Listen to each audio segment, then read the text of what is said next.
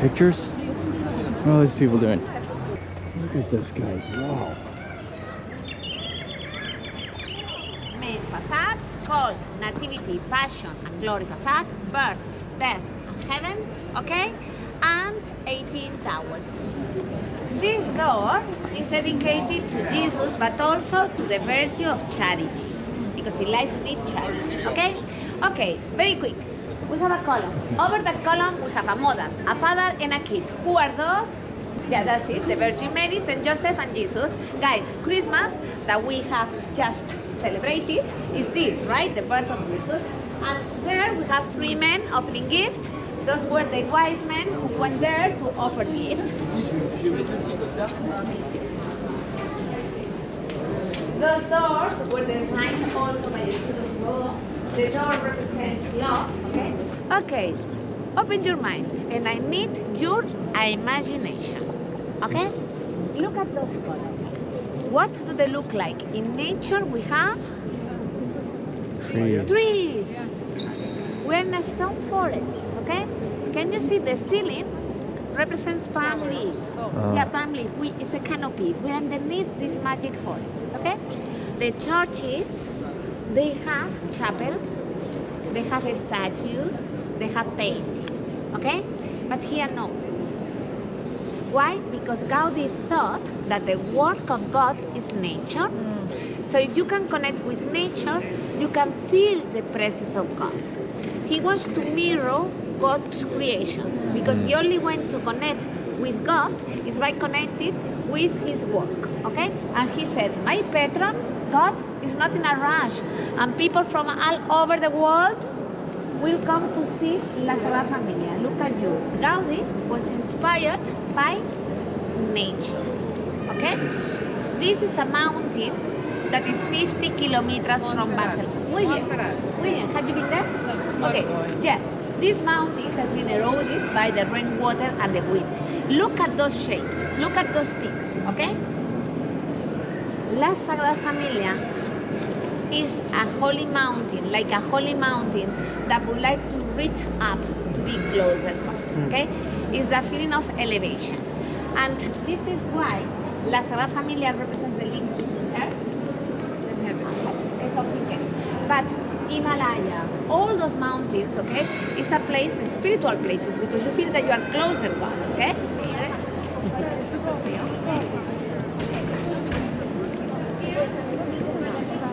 What are those? Seashells. Oysters. Seashells, okay? And those are real seashells. We don't have those here in Barcelona. Those came from the Philippines.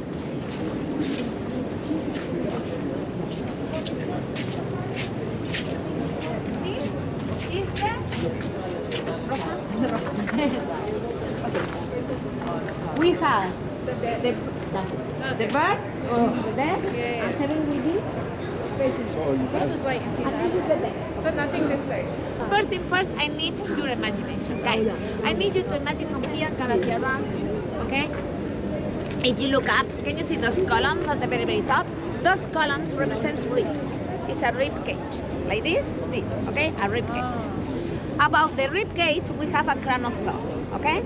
You have a rib cage, a crown of thorns. You can see that here, the columns are like tendons, okay? Now, everybody's gonna look at the second level on the left, okay? Can you see that there is a Roman soldier, and with his sword is piercing the facade? Yeah. Can you see that? Yeah. Okay. This Roman soldier, he was Longinus. That was a Roman soldier that, according to the Bible, when Jesus was on the cross, he came with a lance and he pierced Jesus' ribs to make sure that he had died. But why is Longinus piercing the facade? Because the whole facade represents the skeleton of Jesus suffering the cross, okay? And when the sun sets, you have those elongated shadows and this dramatic effect. And everybody is so sad because the day is gonna come. But tomorrow we will have again the birth of the day, okay? Yin Yang all the time, okay? Actually, the Oriental religions, they feel related because it's talking about this: Yin Yang, life, death, happiness, sadness, even summer, winter that we are gonna see in a moment. So you're gonna walk around later in the afternoon, evening time, but you'll see that Barcelona is decorated very beautifully. Yes. Since I was a baby, I came here with my family. I always loved it because I thought it was magical, you know? So all the lights, especially in the main city center, Plaza, the old town, it looks very different if you would go back in the night. So I highly recommend this. La Rambla, a place for rambling. Is that where the name comes from? But La Rambla, yeah, it could have different meanings. Officially now in Spanish language, Rambla means current of water. Okay. And that's interesting because actually this avenue, now the most famous street in Barcelona, it used to be a river. So in the Middle Ages, and it was right next to the city walls at some point. Many locals, they actually try to avoid La Rambla. Why is that? For pickpockets? Because not so much. Not so much. La Rambla, although the most famous street, an important reason why it's the most famous street is because it became a total tourist trap. I see. Yeah, so you makes have sense. all these like cheap souvenir shops, restaurants that often don't really try to offer quality, but it's purely for tourists. Overpriced, Actually. and it just completely lost its original function. Actually, because a Rambla, this is not the only Rambla. Every town in Catalonia has a Rambla, and even the different neighborhoods in Barcelona have their own Rambla. So it's usually a place for the neighbors of that particular area to go to and get together as a meeting point and go for a nice relaxing walk in the weekends. But it became so busy, and tourism it became booming, and it has been the main industry over the last 30 years. So busy that, you know, locals don't even want to walk here anymore. Ramblas. Any Rambla, anywhere, it's always like this. It's mainly pedestrian area, beautiful big trees, benches under the trees, people just sit down and do nothing. That's what the Rambla is all about. Always those small shops or stands where they sell flowers. Traditionally, there was another part of La Rambla where they would sell like animals, kind of animals. Wow. Those were all closed. People were not happy with that. Here, Rambla, La Rambla, as a general term, or Ramblas, plural. Okay. It's the same thing. We use them both, Rambla, Ramblas, because it is one street. Seems like maybe the market actually, because of the holiday season, is open today. Exceptionally, yeah. It's actually open. La Boqueria. Yep. What's it mean? It comes in Catalan from boc, which means goat, because a long time ago, actually centuries ago, this was a very simple market just next to the old city walls, and the local farmers would come here to sell their meat, their goat meat. That's why boqueria comes from boc. This is what Spain and Catalonia also is all about, of course. Cured meats, you know the famous Spanish ham, the entire leg, jamón ibérico, that's the good quality ham. So they sell the entire leg, which is very common, especially around Christmas time.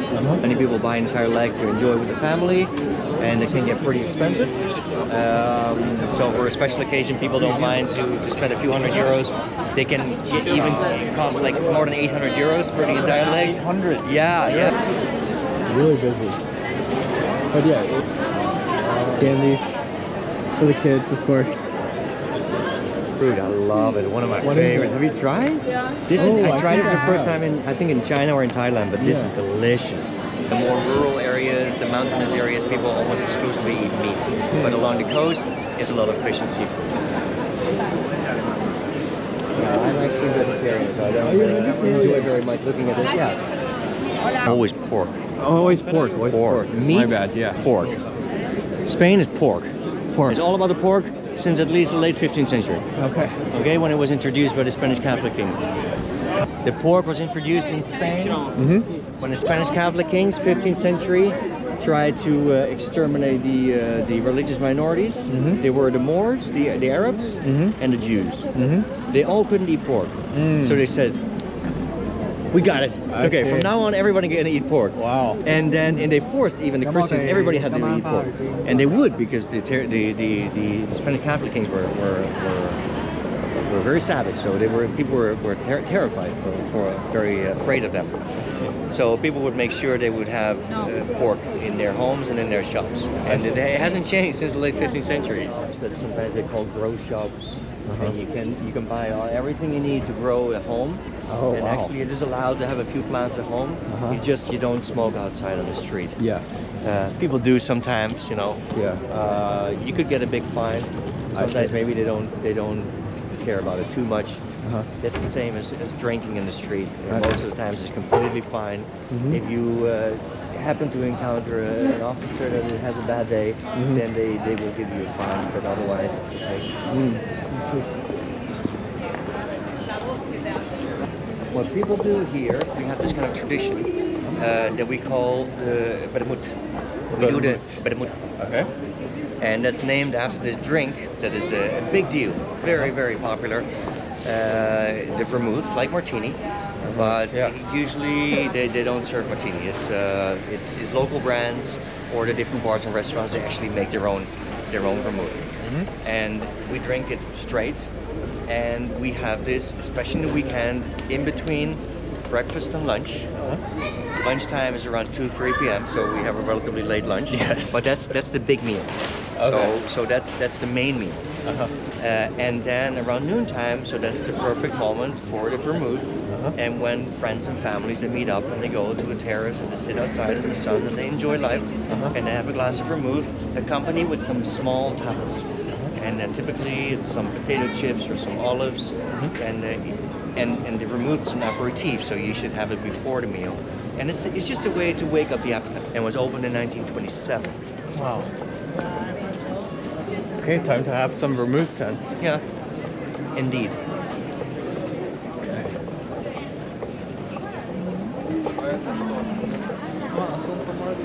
Spanish building, very beautiful. It's the number one thing I've got. That's Spain. Yeah, here we're really getting close to the oldest part of the city, the Gothic Quarter. But this already belongs to what we call Ciutadella, where literally means old town. And this is the place I want to show you. Oh, this one. Yeah. Bar del Pi. Bar del Pi. Bar del Say Pi. P. So that's Catalan for Pi. pine tree. Pine tree. Yeah. That's why the image, and that's why the pine tree. Just around the corner on that little square in front of the church. The church carrying a similar name is called Santa Maria del Pi, or Saint Mary the Pine Tree. Santa Maria the Pine Tree? Santa Maria, Saint Mary the Pine Tree. Yeah, because the pine tree is kind of symbolic, and there's a legend that became quite famous in the city, and that is it's related to the history of Spain and Catalonia, because after the Moor invasion in the early 8th century, they invaded Spain in the south, of course, but they moved up north, they got closer and closer to France. At some point they had conquered all the territories within the Iberian Peninsula, and they entered this area, but they got in touch with the French. But before they did, they had to first defeat another tribe, a civilization that had been occupying a big part of Spain for like 300 years, and they were the Visigoths. Ever heard of the Visigoths? Visigoths? No. Visigoths, no. Many people have never heard of it. It's normal.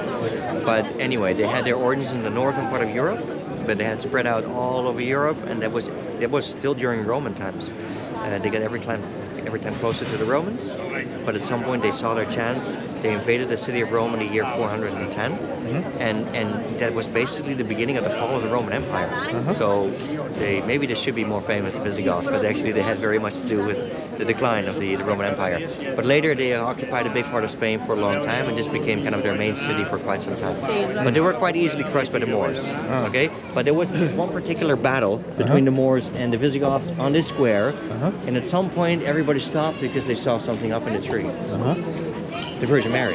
Virgin Mary. Yeah. Okay. Yeah, she was sitting there. Nobody knew what she was doing there. But it was very distracting, especially to the Moors, probably. So in that particular occasion, the Visigoths, who were totally Christianized, they won the battle. Although it wasn't very significant later, but it became a famous story of the city.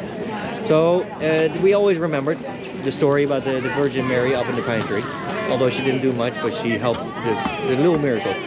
to happen. Let's see. The Bar del Pie. P. P. P. P.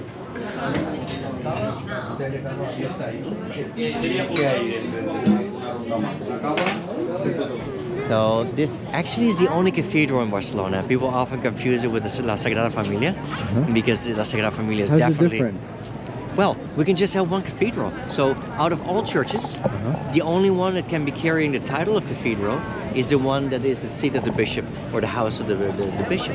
Oh, okay. And the bishop's residence is right next to this cathedral, which used to be already one of the main entrances into the city in Roman times. So I'm talking like 2,000 years ago. Okay. This entrance. Yeah. This existed 2,000 This was years one of ago. the 4 gates in Roman times.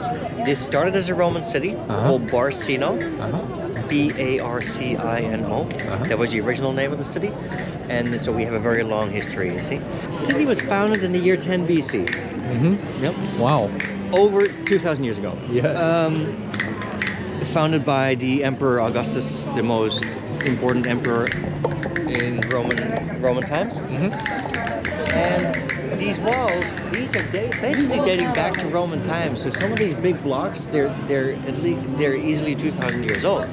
And this was a typical Roman building style. They use those perfectly shaped big blocks, perfectly placed, and you can clearly tell that the Roman walls were till about halfway up, and then later they were expanded and they made them taller in the Middle Ages. So we're basically go from Roman building style to medieval building style. Wow. And you can also see that those big blocks, over the centuries, they basically shrank till we got to the brick. So it literally became like a layer cake. Yeah. Cool. Okay, let's go. Let's go.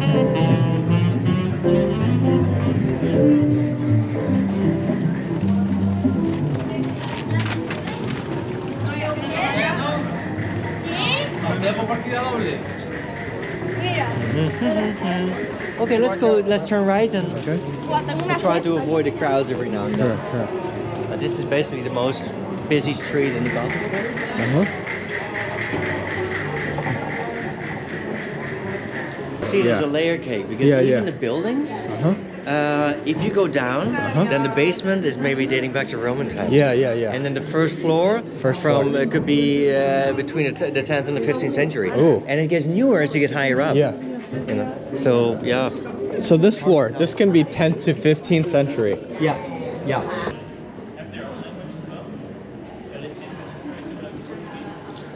Okay. It's one of my favorite squares in the old town. Oh, maybe. This, you see, is not one of the biggest squares, but it's one of my favorite squares because it's so hidden, and then you can really only get here by following one of the most narrow alleys in the city. It's called San Felipe Neri, as you can see on the sign. Whenever you look for the street name or the name of a square, look on the buildings in the corner. Usually you're going to find the sign there. Okay, Saint Felipe Neri, named after the saint, which also gives the name to the church. The connecting building is a school, is a primary school since at least 100 years, and the square carries the same name now. It was the church that Gaudi would visit on a daily basis. Oh wow! He was a very devoted, very religious man. He would go to he was also very workaholic. So even when he was living inside his own church, he would come to this one twice a day. He would go everywhere by foot. So he loved to walk with his walking stick, and he would come here to Mass. And if he wasn't at Mass, he was working. So basically, or working or at Mass. Yeah. And this was for the common people. It's a humble church from the outside, from the inside. He was a very humble man, although he was already a very prestigious, famous architect. But he never did his work for the money, and basically. So it was, as I mentioned before, he always said his employer was God, and he didn't do it for the material. Another reason why this is a famous square and the church itself is because of this damaged wall against the church, and that has to do with the Spanish Civil War and the bombings that were done in Barcelona city. And this happened in 1938 when some bombs were dropped here.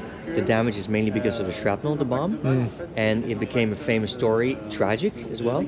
And they decided to always leave it untouched because it's a sign for the oppression and the suffering of the Catalan people during the Spanish Civil War, plus this whole period of dictatorship that followed. It was like 40 years of dictatorship that ended in 1975. You might know that we had a dictator in Spain called Franco, and it was this was one of the most oppressed parts of Spain. So it was really tough for the Catalonians, and they really tried to fight back. So it was also one of those parts of Spain where most resistance was shown. So this is a bar. And this is a boutique hotel inside an original Gothic style palace. And this terrace, sometimes people recognize this because this was actually used for one Woody Allen movie. Oh, which one? And Vicky Cristina Barcelona. Oh, I don't know it. With Penelope Cruz, with Scarlett Johansson. And they were sitting on this terrace, which is actually an existing bar, restaurant, and hotel. Yeah.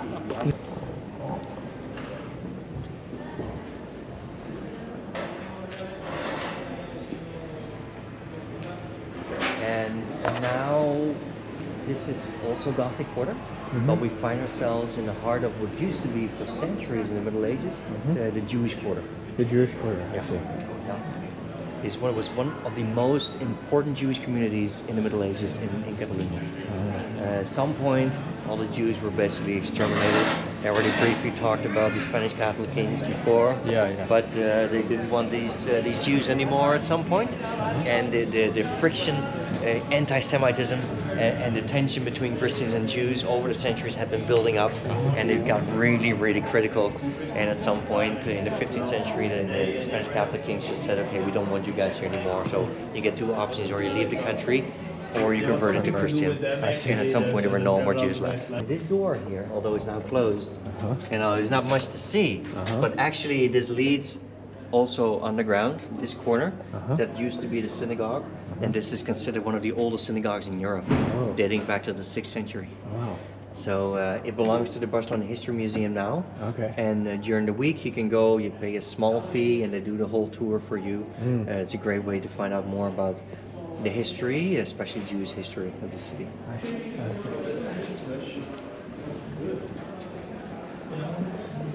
Basically, the start of this at La Sagrada Família, and this is only Christmas decoration, so this is only temporary.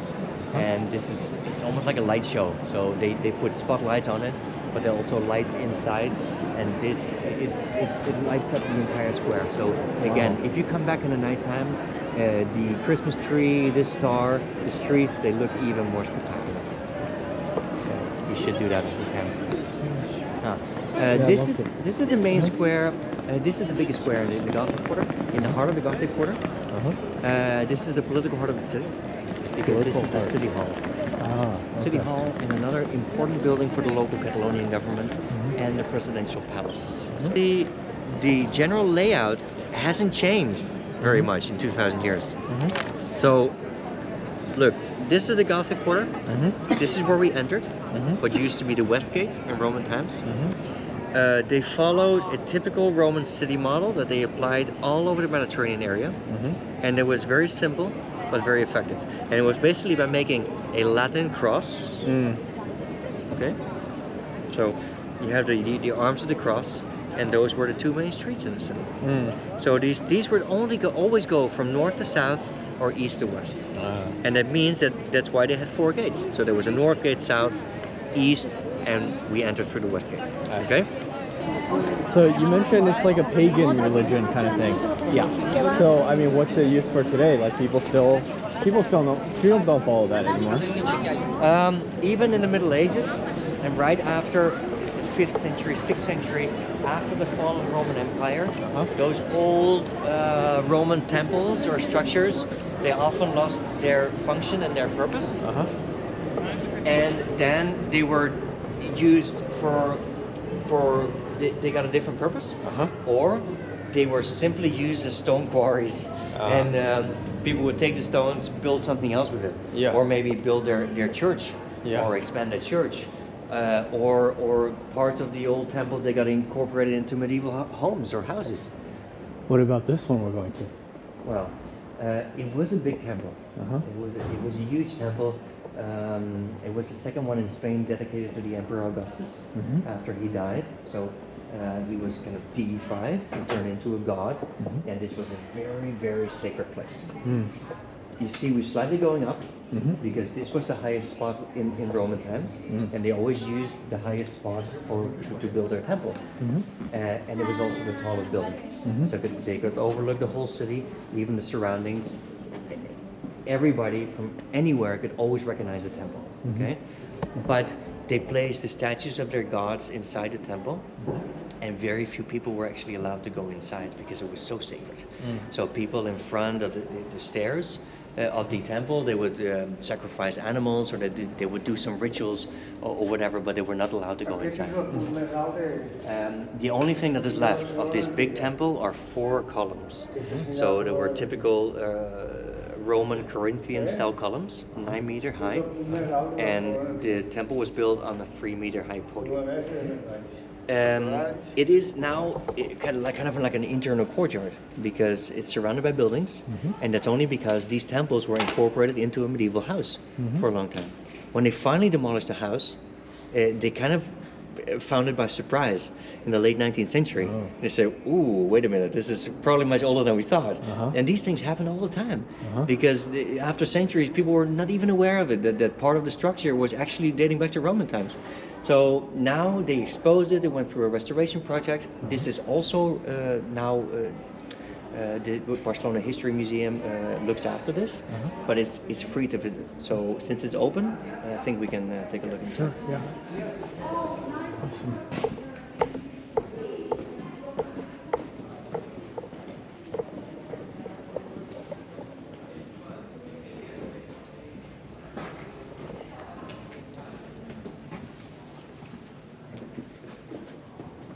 Oh, these 4 pillars. Yeah. And in the back you have a drawing to show you, give you an idea of what the entire temple looked like. So this was the back side because it was facing the square, the forum. So it used to look something like this. This is what's left of it. Yeah. Wow. You can go there.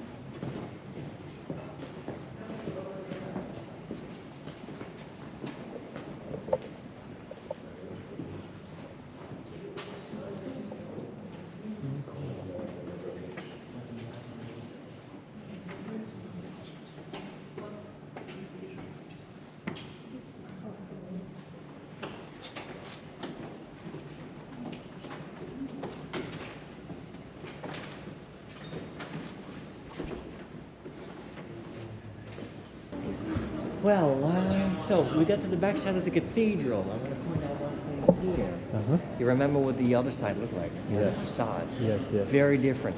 Yes. Much more clean, more bright, more decoration. Yeah. More statues of angels, and it looks quite peaceful and joyful. Yeah. This very different. Yes. And I find this little detail so interesting because there's such a big contrast between the front side and the back that almost seems to be not a coincidence,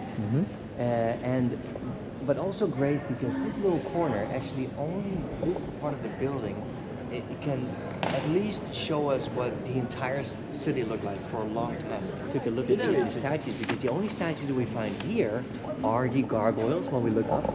You see? And they always have these shapes of some scary creatures or demons. Yeah. And that was also not a coincidence because back in the days, the people, they were very simple and uneducated, and they couldn't even read or write. And they were very superstitious, and they were completely controlled by the church. And they would tell them stories because they would make people scared, and they would stay obedient this way. So they would say, don't talk bad about church because you will be turned into a gargoyle. Okay, you're gonna live. And it just so happened that around the time that Columbus came back after discovering the Americas, he came back and he had to come up all the way up to Barcelona to meet the Spanish Catholic kings and prove that he had supposedly been to India because they were really just looking for a shortcut to India. So still unaware of having discovered new land, very proud. He was proudly received here by the city and by the Spanish Catholic king. So this is the square where Columbus was received in 1493. Yeah. So imagine that. He was standing at the bottom of these stairs and on top the Spanish Catholic kings.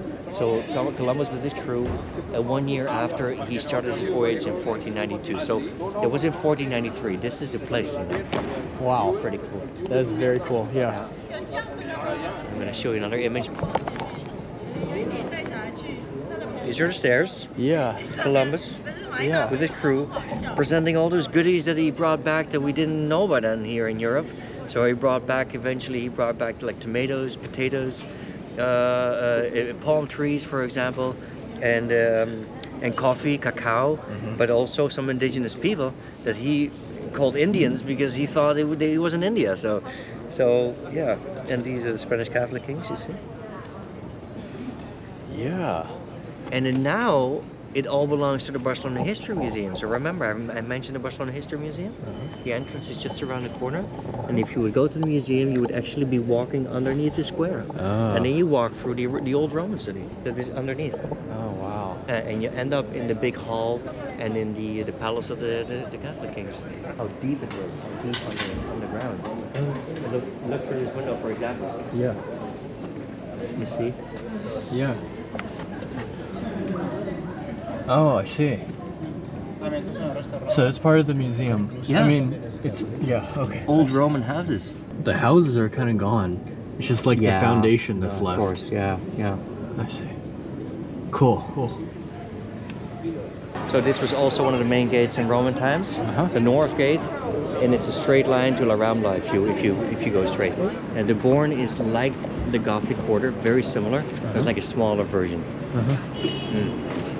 But it's very interesting for different reasons because it has definitely some of the best tapas bars in the city.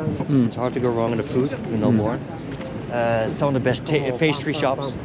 It has some of the most important museums, like the Picasso Museum, and many small art galleries.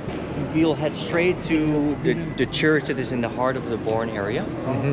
That was built by the people that were living in this neighborhood in the 14th century. The Church of El Born. First of all, Born, where does his name come from? B-O-R-N in Catalonian. It comes from bornejar, or bornear in Spanish, which means to joust. It started off as the poorest neighborhood in the city, and the first one to be built outside the city walls. The popular name is Cathedral of the Sea, or Catedral del Mar. But the official name is Santa Maria del Mar, or Saint Mary of the Sea. Okay? In the 14th century, when they were working on this, it was actually right next to the sea. Oh, and this was also kind of a church for fishermen. Yeah. So it's just what happened is that a century later, in the 15th century, they built a dike. Later, they expanded the harbor. They reclaimed land from the sea, which became a new neighborhood for the fishermen, and the sea was every time a little bit further away from the city. But it used to be closer to the sea. So this has always been a church for the people, by the people, built by the people in a neighborhood. That makes it extra special. I think I can say nowadays, more than even than La Sagrada Família, even more than the cathedral, this is the favorite church for many Barcelonans. Yeah. Probably going to sound confusing because there's so many churches and we talk about religion and all of this stuff, but this actually became one of the least religious parts of the country. Barcelona. Yeah. In Catalonia. So, Iberian Peninsula, you see, with Portugal. Catalonia is this little triangle here in the northeastern part of the country. So, right next to France, the Pyrenees mountain range here. Right in the heart of the Pyrenees mountain range, and in between Catalonia and France is Andorra, one of the smallest nations in Europe. And this is only one of the 17 states in Spain. So, you could call it a state, a region, or we actually call them comunidades autónomas, or autonomous communities. That means that we do have our own government and our own level of freedom, but the central government is in Madrid, so they have the final say. And yeah, in a way it has always been relatively powerful and prosperous, and even nowadays it's also the richest part of the country. Catalonia. Yeah, absolutely.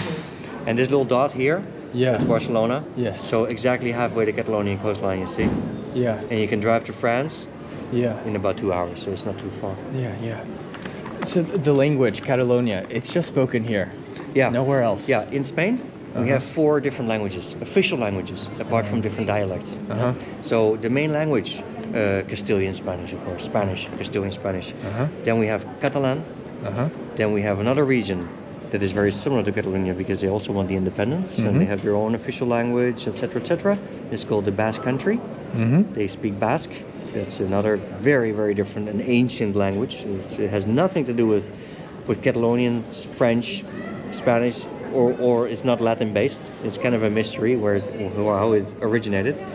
So, and the last one is Galicia, Galician, next to Portugal. And that's kind of a mix of Spanish and Portuguese. And this, of course, is a mix of Spanish and French. Oh, this is it? This is it, yeah, it's still closed. I think they open at 4 or maybe even 5 p.m. I see. It's really small, but I think I mentioned, it's a speakeasy.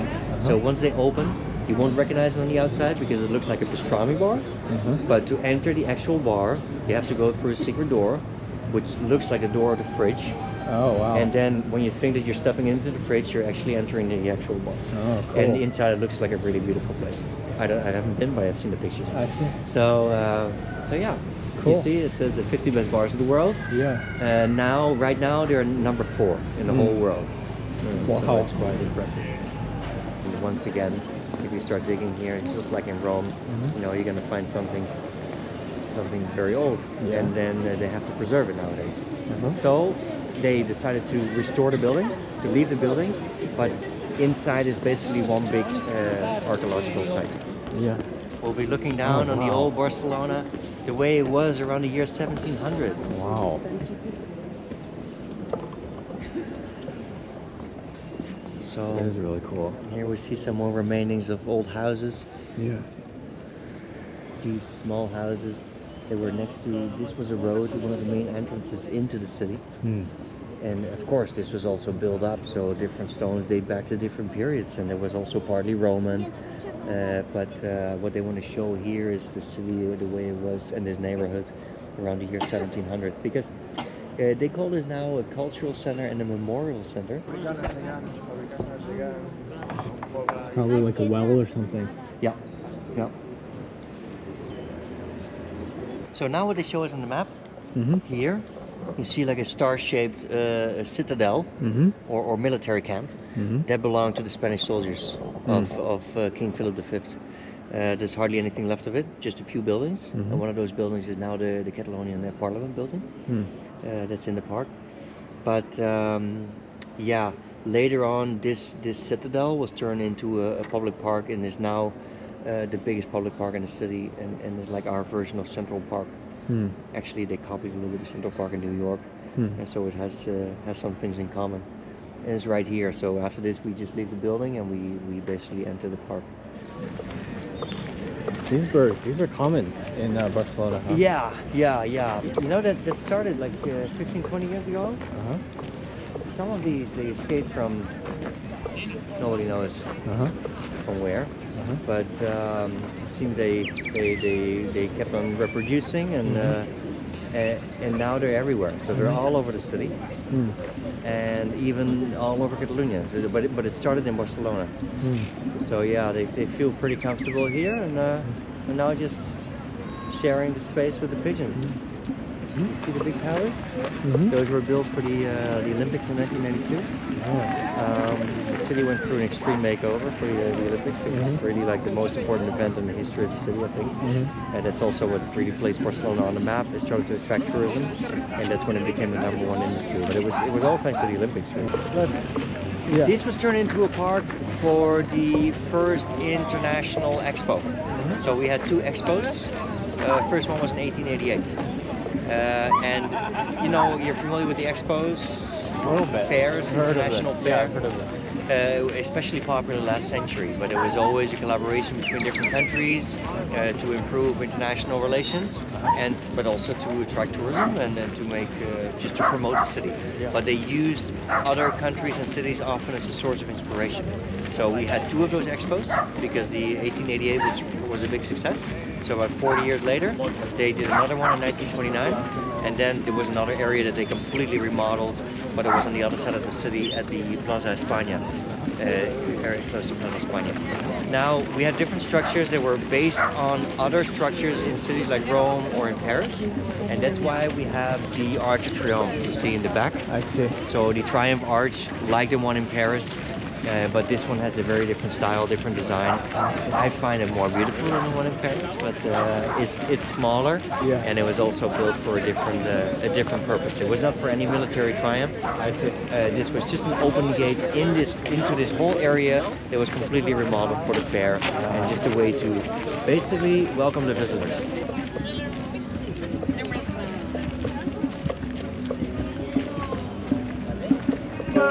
Would you call this Catalonian? Or this is more like, I don't know, African?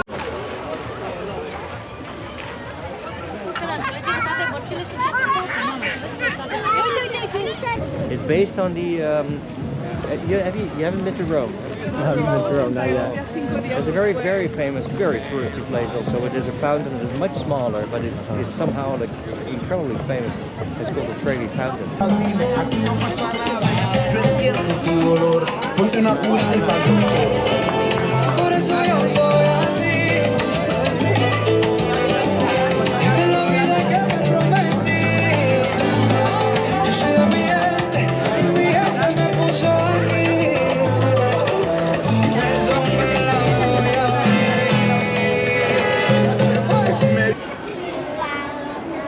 Sometimes they also do dancing here, like tango classes.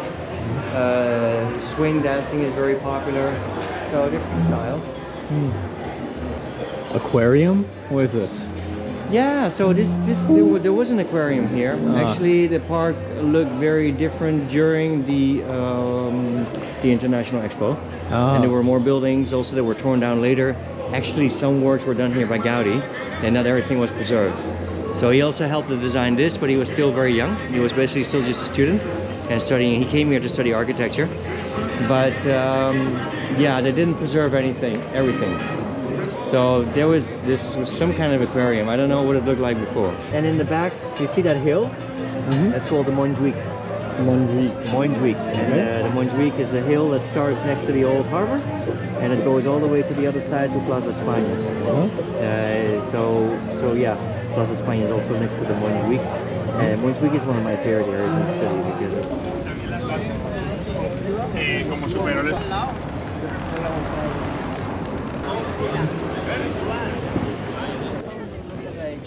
beautiful, beautiful.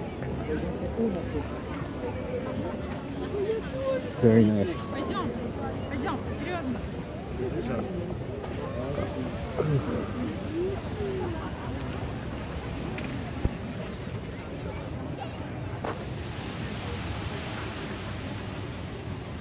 Look at this.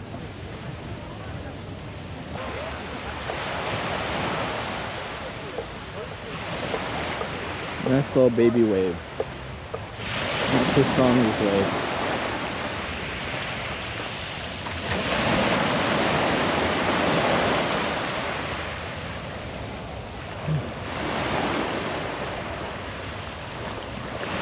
Very calm.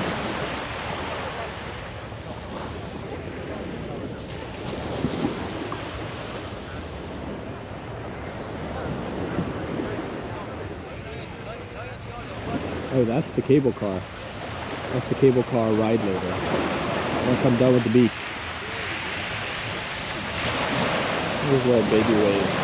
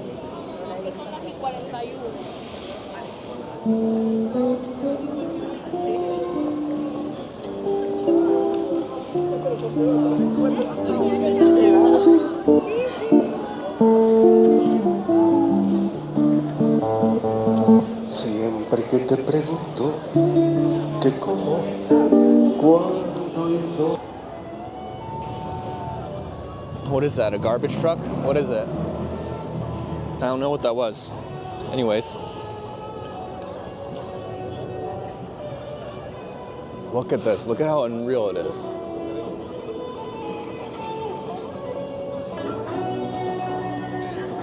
Look, it's nice. It's beautiful.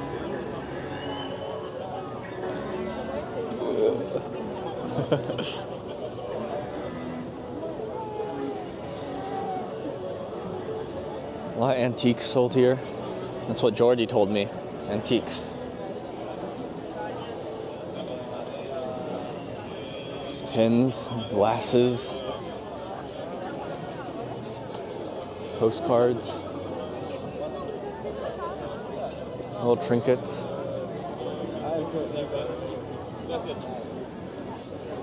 Rings, jewelry, antiques.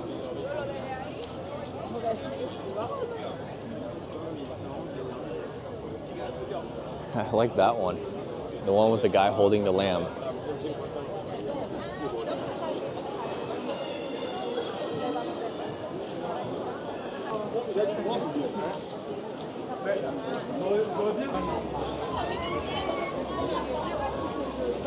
Sadly, a lot of earrings.